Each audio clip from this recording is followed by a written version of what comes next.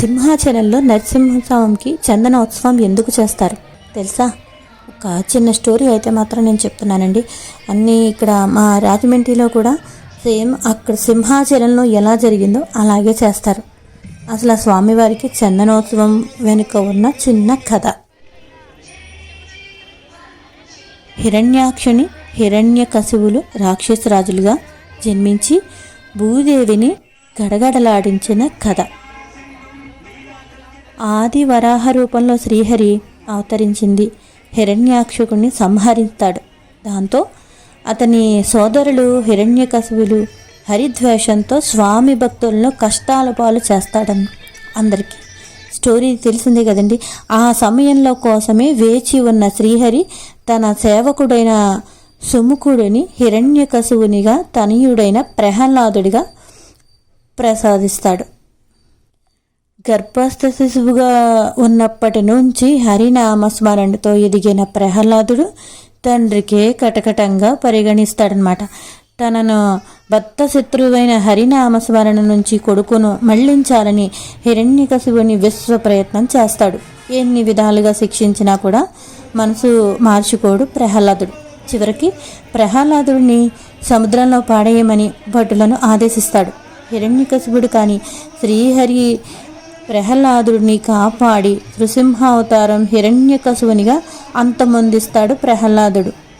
అయితే శ్రీహరి వరాహమూర్తి నృసింహమూర్తి కలిసిన ఏకావతార రూపంలో ప్రత్యక్షం కావాలని ప్రార్థిస్తాడు. ఆ రూపంలోనే సింహాద్రిపై కొలువు తీరిన వరాహలక్ష్మి నృసింహస్వామికి ఆలయాన్ని నిర్మించి అర్చిస్తాడనమాట. అదే సింహాచలం.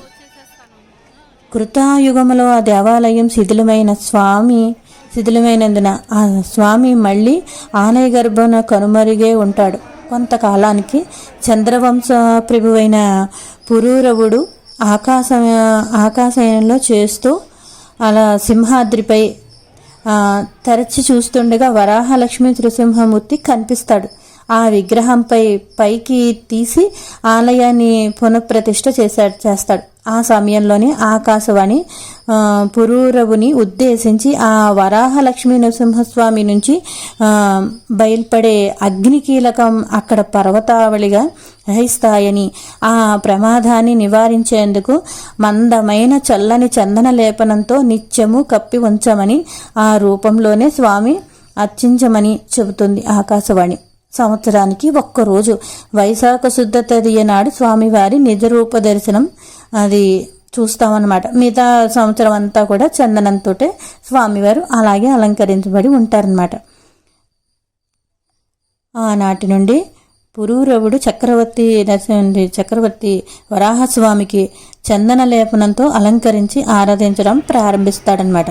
సింహాచలం మీద నెలకొన్న శ్రీ వరాహలక్ష్మీ స్వామివారి దేవాలయం కదండి ఇది.